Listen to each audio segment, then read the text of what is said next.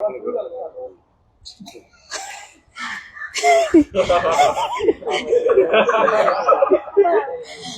महाराष्ट्र. शिवसेना उद्धव बाळासाहेब ठाकरे पक्षाच्या वतीने या पत्रकार परिषदेत आपल्या सगळ्यांचं स्वागत आहे.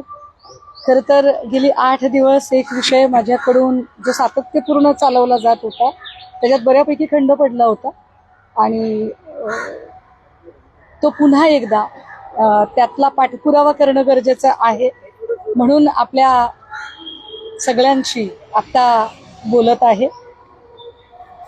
खर तर 16-17 तारखेला खरातला अटक झाली.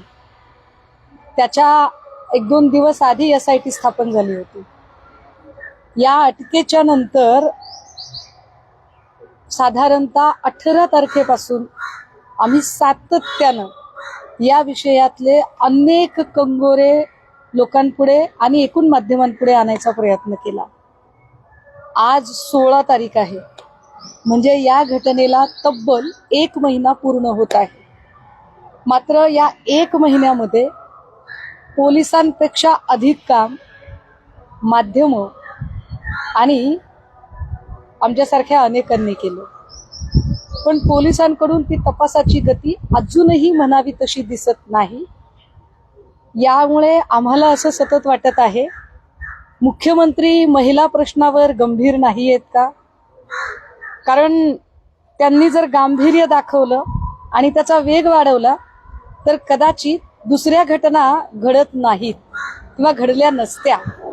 पण ज्या पद्धतीने अमरावती परतवाड्याचं प्रकरण समोर आलं किंवा राज्यातली जवळपास 3 ते 4 स्कॅन्डल बाहेर आले. हे जर 4 स्कॅन्डल जर बघितले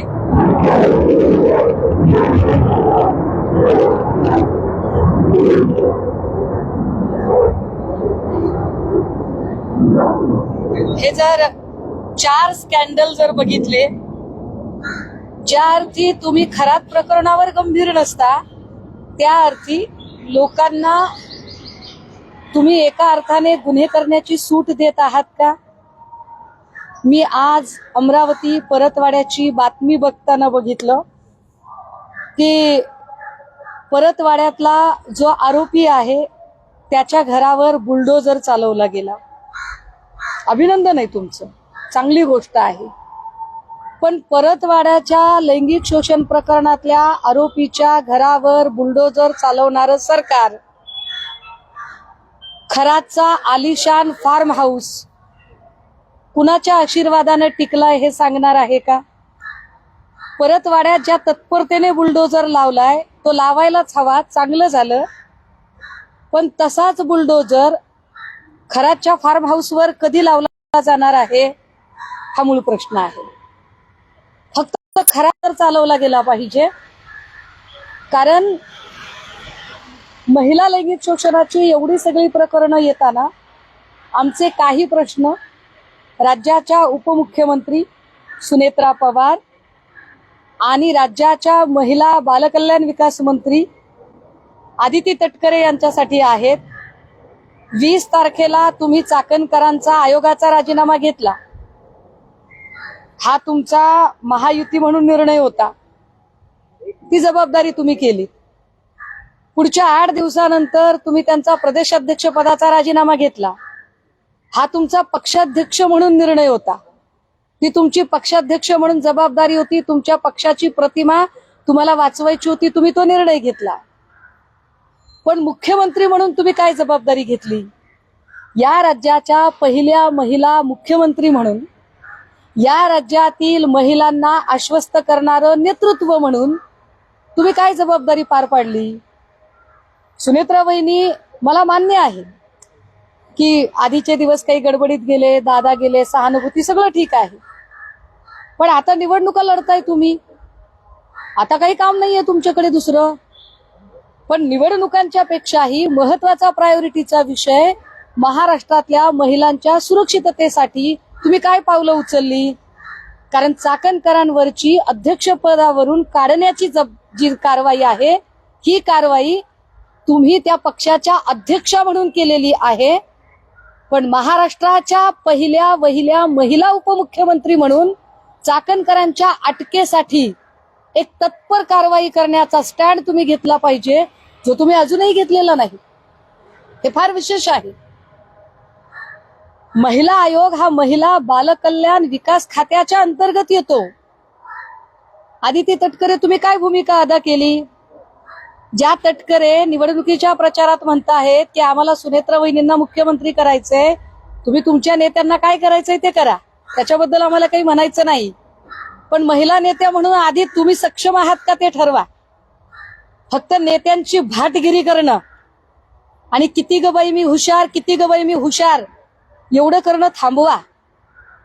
मुळात तुम्ही महिला बालकल्याण विकास मंत्री म्हणून तुम्ही काय तुमच्या खात्याच्या अखत्यारीत असणाऱ्या आयोगाच्या अध्यक्षीनबाईंना पायउतार केल्यानंतर त्यांची अटक व्हावी म्हणून तुम्ही मुख्यमंत्र्यांकडे काय पाठपुरावा केलाय?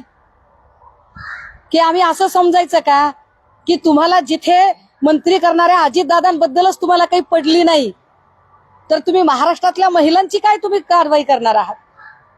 जिथे तुम्हाला दादांच्या बद्दलच आस्था नाही, दादांच्या बद्दल FIR व्हावी याच्यासाठी तुम्ही प्रयत्न केले नाही, तिथे तुम्ही या सगळ्या प्रकरणामध्ये चाकणकरवर अटक व्हावी याच्यासाठी काय कारवाई करताय?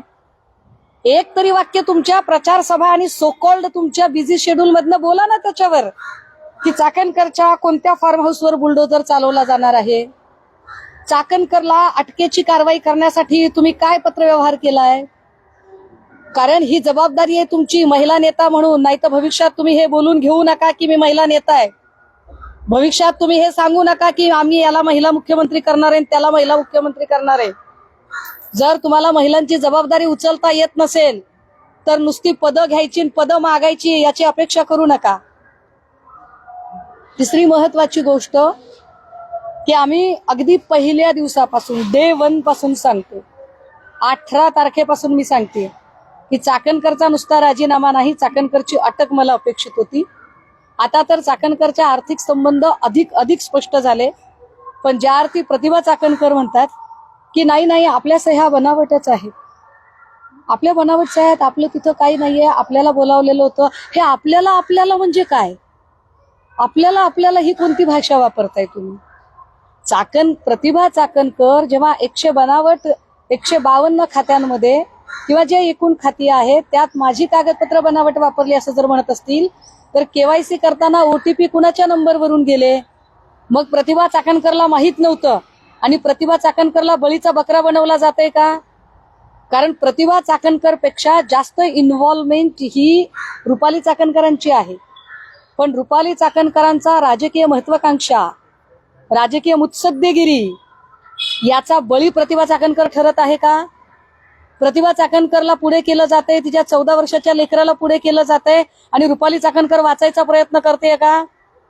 मग अशा वेळेला एका 14 वर्षाच्या लेकराची सुद्धा जेव्हा मीडिया ट्रायल होते त्यावेळेला महिला बालकल्याण मंत्री असणाऱ्या आदिती तटकरे तुम्ही कुठे आहात? तुमची भूमिका काय आहे? एरवी तुमचा महिला बालकल्याण आयोग फार असा हात शिवशिवतात ना तुमचे, आहात कुठे तुम्ही? समता पतसंस्थेमधली खाती बनावट आहेत असं जर म्हणायचं असेल तर मग समता पतसंस्थेचं सगळं संचालक मंडळ बनावट आहे का? मग समता पतसंस्थेचा चेअरमन या सगळ्याच्या संदर्भाने पोलिसांच्या भूमिका काय आहेत? प्रतिभा चाकणकरने ज्या पद्धतीने लोकांना बाईट दिला की नाही मला नोटीसच आली नव्हती, मग नोटीस आली नव्हती तर कशाला गेला होतात? असंच तो कोणी पोलिसांना भेटायला जात नाही. आणि जर असं म्हणू आपण की नाही त्यांच्या मनात फारच आपुलकीची आणि कायद्याची चाड वगैरे अशी काहीतरी भावना होती, तर मग ती कायद्याची चाड ज्या क्षणी प्रतिभा चाकणकर आणि रुपाली चाकणकरांची नावं माध्यमांनी घेतली, ज्या क्षणी ही नावं चर्चेमध्ये आली, अगदी त्याच क्षणी या दोघीही पोलिसांना भेटायला का गेल्या नाही? ज्या प्रतिभा चाकणकर दर 3 दिवसांनी नथी आडून तीर मारतायत, ज्या प्रतिभा चाकणकर दर 3 दिवसांनी माध्यमांना ग्राफिक्स बनवून बाईट पाठवतायत, त्या चाकणकर जर एवढ्या धुतल्या तांदळाच्या आहेत तर चाकणकरने एकदा एखादी जाहीर प्रेस घ्यावी आणि या सगळ्या प्रश्नांची उत्तरं द्यावी. जो न्याय अमरावती परतवाडामध्ये बुलडोजर लावण्याचा असतो तोच न्याय चाकणकर आणि अशोक खरातच्या प्रॉपर्टीला लावला पाहिजे. 1 महिन्यापासून तुम्ही खरातचा फार्म हाऊस आम्हाला दाखवताय, पण त्याच्यावर बुलडोजर चालवला जात नाही. याला कृपाशीर्वाद सुनील तटकरेंचा आहे की ठाणेकरांचा आहे? कारण ठाणेकरांचं कनेक्शन पुन्हा पुन्हा पुढे येत आहे. ठाणेकरांच्या कनेक्शन मध्ये अजूनही एकट्या चाकणकरच नाही, ठाणेकरांच्या कनेक्शन मध्ये केसरकरचं अजूनही कुठलीही चौकशी झाली नाही. जो दीपक लोंढे अतिशय जवळचा माणूस आहे, त्या दीपक लोंढेच्या सोबत दीपक केसरकरचे असणारे घनिष्ठतम संबंध बघता केसरकरला अजूनही चौकशीला बोलावलं जात नाही. मुख्यमंत्री साहेब, तुम्ही कुणाला वेड्यात काढताय? कोण कुणाला वेड्यात काढताय ते आम्हाला एकदा कळू द्या. काय चाकणकरांना हा संदेश चाकणकर देतायत का की मी कोणालाच मानत नाही, जुमानतच नाही, मी तटकरे माझा बॉस आहे तर मला कोणीच काही करू शकत नाही, हे सांगायचंय का चाकणकरांना? आणि याला तुमची छुपी मान्यता आहे का? केसरकर आणि दीपक लोंढेचे सतत संबंध पुढे येत आहेत, सतत नव्या गोष्टी पुढे येत आहेत, आणि तरी केसरकरला अजूनही चौकशीला बोलावलं जात नाही. फडणवीस साहेब, तुम्ही केसरकरांना वाचवताय का? आणि का वाचवताय? तुमच्या मित्रपक्षाचा आमदार आहे म्हणून?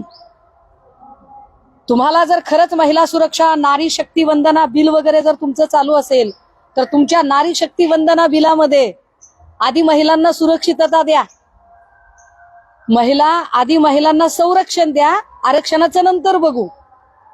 आणि महिलांना संरक्षण द्यायचं असेल तर हे केसरकर विसरकर सारखी जी सगळी माणसं आहेत, या माणसांना त्यांची जागा तुम्ही कधी दाखवणार आहात? या सगळ्या प्रकरणामध्ये एकनाथ शिंदेचा संबंध दाखवला गेला, एकनाथ शिंदेचे कॉल दाखवले गेले. त्या सीडीआर वर मी पुन्हा नव्याने बोलेन.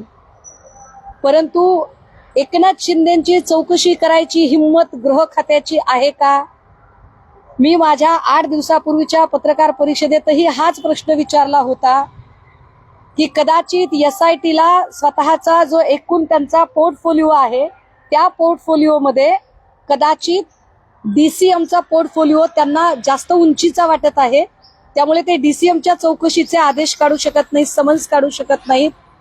मग जर असं असेल तर मग चौकशीचा फार्स कशाला करताय? हा फार्स करू नका. खरंच महिला सुरक्षित ठेवायच्या आहेत का? खरंच महाराष्ट्रातल्या एकूण अशा पद्धतीच्या लिंगपिसाट, भोंदू, बुभुक्षित आणि वखवकलेल्या नजरांनी महाराष्ट्रातल्या लेकी बाळींकडे बघणाऱ्या लोकांना कुणीही वाचवू शकणार नाही, कुठलीही राजकीय महाशक्ती वाचवू शकणार नाही, कुणाचाही राजकीय आशीर्वाद असला तर ते वाचणार नाहीत. हा संदेश जर फडणवीस साहेब तुम्हाला द्यायचा असेल तर अजूनही एकनाथ शिंदे आणि दीपक केसरकर यांना चौकशीचे समन्स का नाही? प्रिव्हिलेज देताय तुम्ही?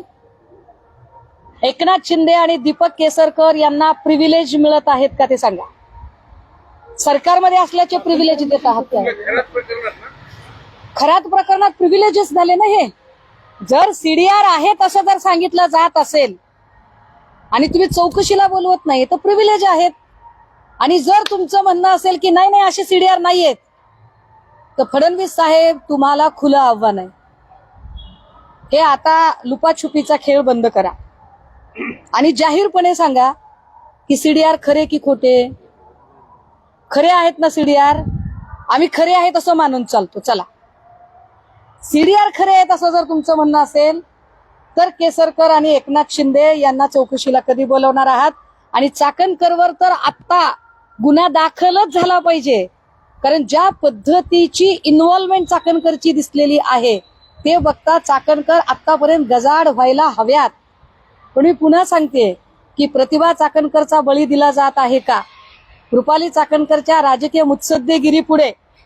कारण सगळं रुपाली चाकणकरांनी केलं, पण कागदोपत्री प्रतिभा चाकणकरांना अडकवण्याचा प्रयत्न असं काही होतंय का? ह्या सगळ्याच प्रश्नांची उत्तरं, आणि महत्वाचं की खरातच्या बंगल्यावरचा बुलडोजर कधी चालवला जाणार आहे, समता पतसंस्थेचं काय, हे सगळे प्रश्न आता फडणवीस साहेब, असं होऊ नये की तुमच्या प्रामाणिकपणाबद्दल लोकांना शंका याव्या.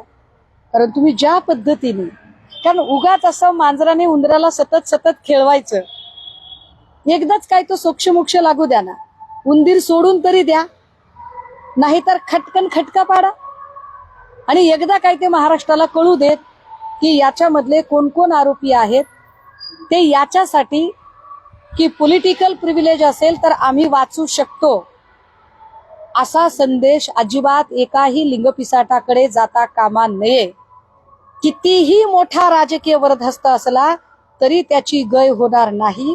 हा संदेश जर द्यायचा असेल तर चाकणकरच्या अटक आत्ता तात्काळ होणं गरजेचं आहे. एकनाथ शिंदे आणि केसरकर या दोघांच्या चौकशा आत्ता होणं गरजेचं आहे. आणि चाकणकरची प्रॉपर्टी आणि खरातची प्रॉपर्टी या दोन्ही प्रॉपर्टीवर बुलडोजर चालवणं हे सुद्धा तितकंच गरजेचं आहे. हे महत्वाचं मुद्दे. तुम्ही आता रुपाली चाकणकरांवरती आरोप केले. काल त्यांनी 28 दिवसानंतर एक पोस्ट केली, त्यामध्ये त्यांनी म्हटलं की माझ्यावर जेवढे काही आरोप झाले त्या संदर्भातले कुणीही पुरावे देऊ शकले नाहीये. मध्ये एक निनावी पत्र आलं होतं, तो देखील कुटील डाव होता असं देखील नाही. हे काही निनावी पत्राचा जो मुद्दा आहे कदाचित माझ्या आजारपणाच्या काळातला आहे, त्यामुळे मला तो काही माहित नाही. पण चाकणकरांच्या आर्थिक हितसंबंधांचे पुरावे आता किती अजून समोर आणायचे. तुम्ही समता पतसंस्थेला चक्क खोटं ठरवू पाहताय का? म्हणजे तुम्ही एकट्या वाचण्यासाठी तुम्ही समता पतसंस्थेचं संचालक मंडळ अख्खं पायाखाली घ्यायला तयार आहातच, पण स्वतःची सख्खी बहीण प्रतिभा चाकणकरला सुद्धा तुम्ही पायाखाली घ्यायला तयार आहात. हे फार विशेष आहे. या सगळ्यांमध्ये चाकणकरचे आर्थिक किती व्यवहार झाले, किती ट्रान्झॅक्शन झाले हे अनेक पत्रकारांनी पुढे आणले. जवळपास 10 कोटीच्या आसपास ती आर्थिक उलाढाल आहे. आत्ताही त्या 2 खात्यांवर प्रत्येकी 60-60 हजारापेक्षा जास्तीच्या रकमा उपलब्ध आहेत. ज्याचा नॉमिनी हा 10वी नापास खरात आहे. याच्या उपर चाकणकर तर इतक्या निर्डावलेल्या आहेत आणि इतक्या निगरगट्ट आहेत की त्या असंही खोटं बोलल्या की मला तर काय समन्स आलं नाही, पण त्यांना समन्स आले अशीच माहिती आज अजून कोणीतरी बाहेर आणली. त्यामुळे चाकणकरांनी हे खोटं बोलणं, हा निगरगट्टपणा हे सगळं थांबवावं. आणि महत्वाचं, लिंगपिसाटांना खरंच संदेश द्यायचा आहे का? महाराष्ट्रातल्या महिलांना खरंच आश्वस्त करायचंय का? फडणवीस साहेब तुमची इच्छा काय ते महत्वाचं. सुनेत्रा वहिनी, तुम्ही महिलांचं नेतृत्व करायला सक्षम आहात. महाराष्ट्राच्या तुम्ही पक्षाचं नेतृत्व करायला सक्षम आहात हे तुम्ही दाखवलं चाकणकरांचा राजीनामा घेऊन. पण महाराष्ट्राच्या महिलांचं नेतृत्व करायला तुम्ही सक्षम आहात का हे जर तुम्हाला दाखवायचं असेल तर चाकणकरांची अटक होण्यासाठी तुमचे प्रयत्न काय ते तुम्हाला दाखवावे लागतील. आणि आदिती तटकरे, तुम्ही ज्या खात्याच्या मंत्री आहात आधी त्या खात्याशी संबंध असणारी कामं तुम्ही बघा आणि मग बाकीच्या गोडगोड गोष्टी करा.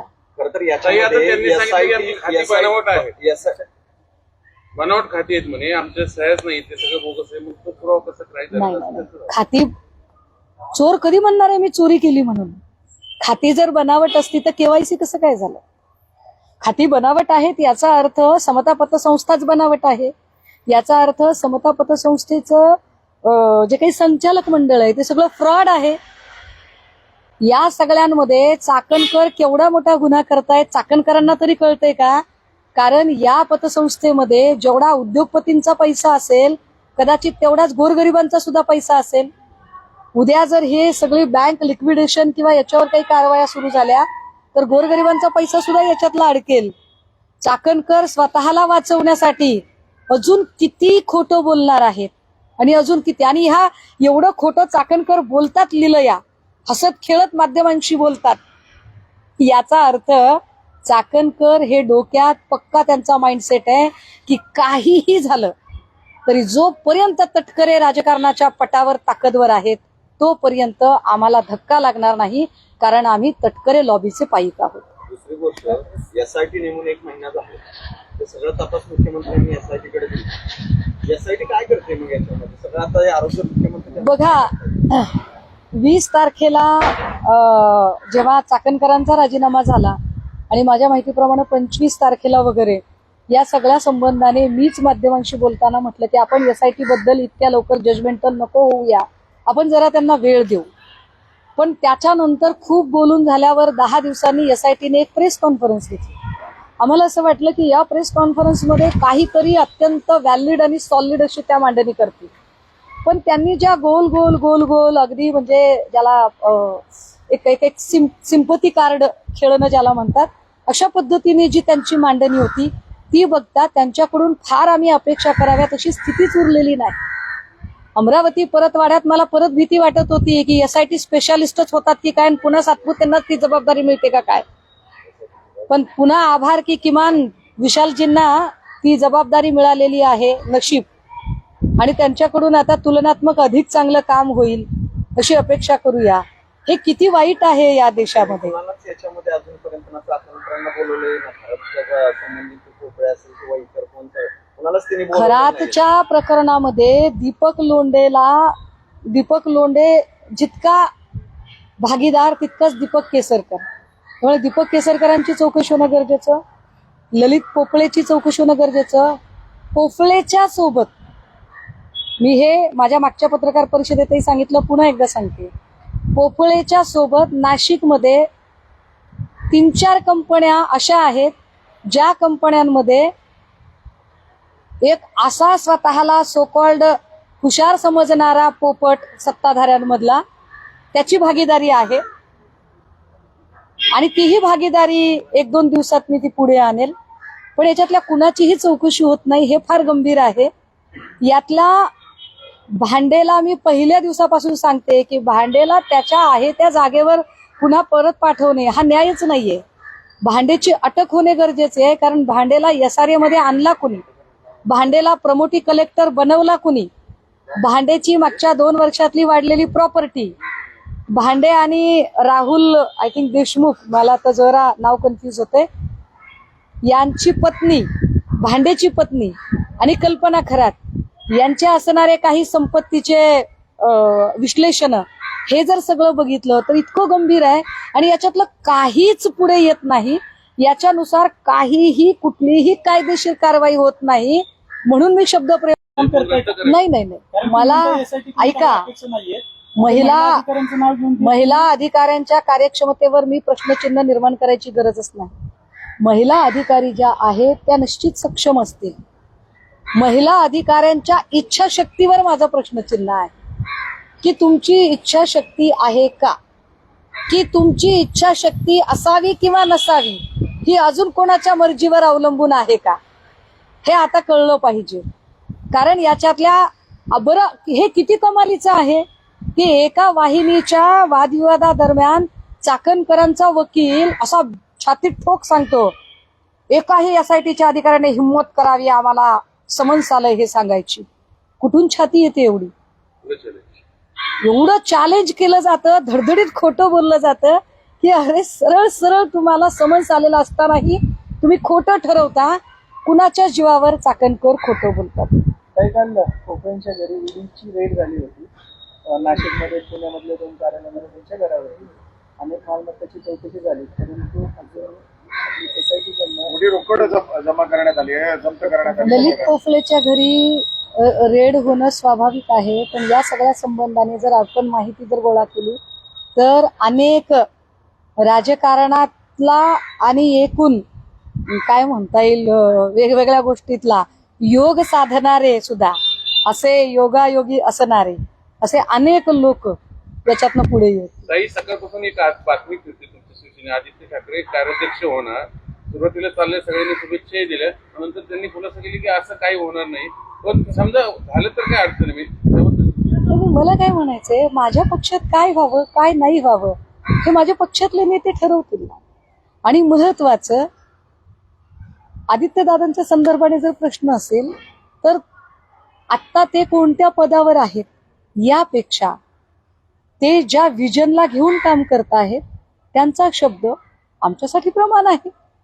आणि आम्हाला तर आवडेल उलट एखाद्या तरुणाच्या हाती जर एका चांगल्या मंत्रिपदाचा अनुभव घेऊन ज्यांनी काम केलं, ज्यांनी अतिशय चांगल्या पद्धतीने पर्यावरण मंत्री म्हणून काम केलं, अशा एका तरुण तडफदार नेतृत्वाच्या हाती जर काही सूत्र जात असतील तर चांगली गोष्ट आहे. त्याच्यामध्ये फार म्हणजे भुवया उंचवण्याचं काहीच कारण नाही. उलट आम्हाला आवडेल, किंबहुना असं पक्षाचं जरी ठरलं नसलं तरी पक्षाने असं ठरवावं असं माझ्यासारख्या कार्यकर्त्याला सुचवावं असं वाटेल. काही सुचवणार का तुम्ही साहेबांना की त्या हो, मला आवडेल, नक्की आवडेल. आणि आम्हाला नक्की की चांगलं झालं माध्यमांच्या चर्चेतून का होईना, जर अशी एखादी चर्चा सकारात्मकतेने बाहेर येत असेल तर निश्चितपणे असा बदल आम्हाला आमच्या नेतृत्वाला सुद्धा सुचवायला आवडेल. कोरेगावमध्ये जी पार्टी झाली त्या 2 ते 3 जणांना आपला जीव जो आहे तो गमवायला लागला होता. अनेक गोष्टी त्यातून आल्या, ड्रग्स सेवन झालं त्या पार्टीमध्ये. ती रेव पार्टी होती का? तुम्ही काही माहिती घेतली? ही रेव पार्टी होती अशीच माहिती पुढे येते. पण या सगळ्या संबंधाने पुन्हा आपण पहिले पाडे 55 तिथेच येतोय की जे माननीय गृहमंत्री म्हणतात की मी पाळमुळं खणून काढणार. कुठली पाळमुळं तुम्ही खणून काढली? अहो, ड्रग्जवर इतकं भांडते मी, तुम्ही नाही पाळमुळं खणून काढलेली. फार खंत आणि खेदाने म्हणावं लागतंय की फडणवीस साहेब, ना तुम्ही ड्रग्ज प्रकरणातली पाळमुळं खणून काढताय, ना तुम्ही लैंगिक शोषण प्रकरणातली पाळमुळं खणून काढताय. ते झालं असतं तर कदाचित हे प्रकरण अशी रोज नवी प्रकरणं बाहेर यायची हिंमत झाली नसते. काही खराब प्रकरणामध्ये आयजी दत्तात्रय कराळे यांचं देखील नाव पुढे आलेलं आहे. ते त्याला गुरु मानायचे आणि असा एक आरोप केला जातो की त्यांनी त्या लैंगिक शोषणाचे काही पेनड्राईव्ह होता तो गायब केलेला आहे. खरं तर दत्ता कराळे यांचं नाव मी घेण्याचं टाळलं होतं. ते याच्यासाठी टाळलं होतं की माझी स्वतःची काही मूल्य आहेत, तत्व आहेत आणि ती तत्व मला असं सांगतात की व्यक्ती बदनाम झाली तरी चालते, संस्था बदनाम होता कामा नये. लोकांचा एकूण ग्रह संस्थेवरचा, कायदे संस्थेवरचा विश्वास डळमळीत होता कामा नये, म्हणून या अधिकाऱ्याचं नाव घेणं मी टाळलं होतं. मात्र मी आपल्याला हे सांगितलं पाहिजे, आता चर्चा निघाली आहे म्हणून, की ज्या दिवशी SITची भेट झाली त्याच दिवशी आम्ही दत्ता कराळेंबद्दलचे सगळे आमच्याकडे असणारे इनपुट SITला दिलेले आहेत. दत्ता कराळे यांना 1.5 वर्षापासून सगळं प्रकरण माहीत होतं, परंतु ज्या महिला तक्रार घेऊन त्यांच्याकडे गेल्या होत्या त्या महिलांना तो न्याय मिळू शकला नाही, कारण दत्ता कराळे सुद्धा स्वतः या भक्तांच्या रांगेत उभे होते. त्यामुळे अशा पद्धतीने जर गृह खात्यावर प्रश्नचिन्ह उपस्थित होत असतील तर माननीय गृह खात्याच्या पोलीस महासंचालकांनी हे प्रकरण गांभीर्याने घेऊन या अधिकाऱ्याची सुद्धा चौकशी होणं गरजेचं आहे. त्याच्यातले जवळपास 1 ते 1.5 वर्ष आधीपासून कराळेंना या सगळ्या प्रकरणाची माहिती होती. ज्या महिला इथे आलेल्या होत्या, ज्या महिलांनी पहिल्यांदा गुन्हा नोंदवायचा प्रयत्न केला होता, त्या महिला सगळ्यात आधी जर नाशिकमध्ये कोणाला भेटल्या होत्या तर त्या दत्ता कराळेला भेटलेल्या होत्या. दत्ता कराळेंनी त्यावेळेला त्यांना तुम्ही पोलीस स्टेशनला जाण्यापेक्षा त्याच्या अलीकडचा टप्पा महिला आयोगाकडे जा असं सांगितलं, म्हणून त्या बायका महिला आयोगापर्यंत पोहोचल्या होत्या. पण महिला आयोगाने हे प्रकरण सॉर्ट आउट करण्याऐवजी हे प्रकरण सेट आउट करायचा प्रयत्न केला. ते सेट आउट करताना त्यांनी पुण्यातल्या 2-3 महिलांची मदत घेण्याचा प्रयत्न केला आणि ज्यामुळे मी जे मागेही म्हटलं होतं की काही जे व्हिडिओज आहेत, जे व्हिडिओज तुम्हाला आता वाटते की अचानक व्हिडिओज व्हायरल कसे झाले, तर व्हिडिओ पोलिसांकडे येण्याच्या आधीच व्हिडिओ काही अशा लोकांच्या हातात गेले की ज्यामुळे त्याचा कंट्रोल गेलेला होता आणि हे सगळं साधारण 1-1.5 वर्षापासून चालू होतं. 1-1.5 वर्षापासून या सगळ्या गोष्टींची कल्पना कराळेंना माहीत होती. उलट ज्यांनी तक्रार केली त्यातला एक जो पुरुष फिर्यादी, याला अतिशय बेदम मारहाण पोलीस स्टेशनमध्ये होणं आणि त्याला तशी मारहाण झाली पाहिजे यासाठी विशेष प्रयत्न हे दत्ता कराळेंकडून झालेले होते. त्यांचं म्हणणं आहे की अजितदादांच्या घराबाहेर जी भानामती झाली होती त्यावेळी खरात 17 तारखेला रात्री ठाण्यात होता. दुसऱ्या दिवशी देखील दिवसभर खरात हा 18 तारखेला ठाण्यात होता. एकूण त्यांना काय नेमकं सुचवायचं त्या पद्धतीने त्यांनी हे सगळे आरोप केले? नाही, दमानिया हे एक मराठवाडा नामांतरानंतर न सुटलेला प्रश्न आहे. त्यांना तसे अधूनमधून उपटायची वगैरे लहर येते. त्यांना फार उपटायचा शौक असेल तर माझ्या गावाकडे भुईमुग उपटायला नेल मी कधीतरी. पण त्यांनी केलेले आरोप मात्र गंभीर आहेत आणि ते आरोप जेव्हा ते ठाणे म्हणतायत तेव्हा ते थेटपणे एकनाथ शिंदे यांच्याकडे अंगुली निर्देश करणारे आरोप आहेत. त्यामुळे म्हणूनच मगाशी मी म्हटलं की एकनाथ शिंदे, दीपक केसरकर यांचं जर phone calling, phone conversation Kharat सोबतचं आहे तर या लोकांची सुद्धा चौकशी झाली पाहिजे. त्यांनी सगळ्यात जास्त कॉल रेकॉर्डिंग 122-150च्या आसपास चाकणकरांचे झाले सांगा. 2 वेगवेगळ्या सिम वरून झालेलं कॉल रेकॉर्डिंग असं तुम्ही बंद म्हटलं. होईपर्यंत ते त्यांच्याशी बोलत होते.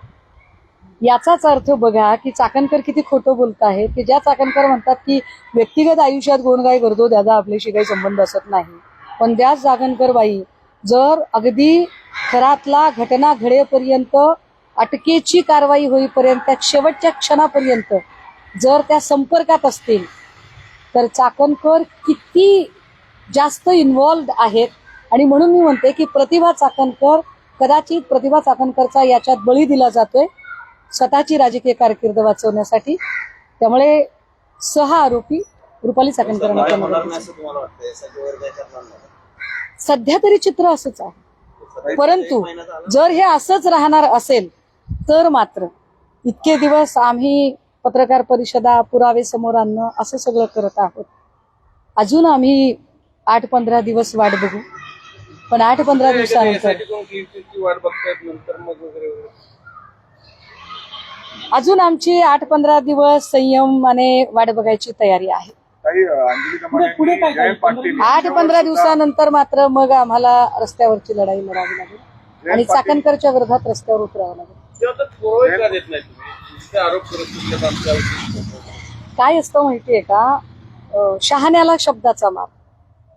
चाकणकर निगरगट्ट झालं की एवढ्या सगळ्या लोकांनी पुरावे बाहेर काढले, पत्रकारांनी पुरावे बाहेर काढले, स्वतः समता पतसंस्थेचा संचालक आणि चेअरमन बोलत आहे, आर्थिकचे सगळ्या ट्रान्झॅक्शन समोर आहेत.